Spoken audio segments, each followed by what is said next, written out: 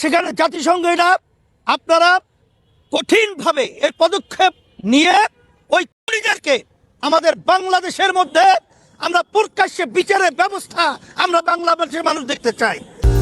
শহীদ হাদিদের বিচারের দাবিতে ইসলামী আন্দোলনের মহাসমাবেশের ডাক।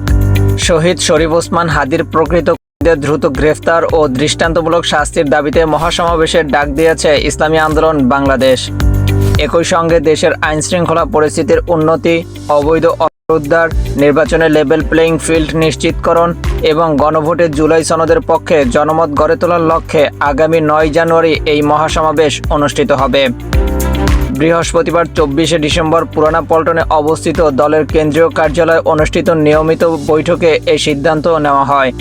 বৈঠকে সভাপতিত্ব করেন ইসলামী আন্দোলন বাংলাদেশের আমির মুফতি রেজাউল করিম পীর সাহেব চরমোনাই।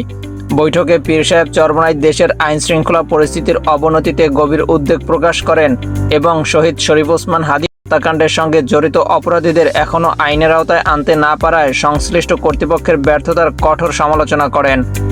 সভায় উপস্থিত ছিলেন ইসলামী আন্দোলন বাংলাদেশের মহাসচিব অধ্যক্ষ হাফেজ মাওলানা ইউনুস আহমদ ও সহকারী মহাসচিব মাওলানা গাজী আতাউর রহমান। নেতৃবৃন্দ বলেন, অবিলম্বে খুনিদের গ্রেফতার ও বিচার নিশ্চিত না হলে জনগণকে সঙ্গে নিয়ে আরও কঠিন কর্মসূচি ঘোষণা করা হবে। Mahadi Hasan, desk report, MT Times.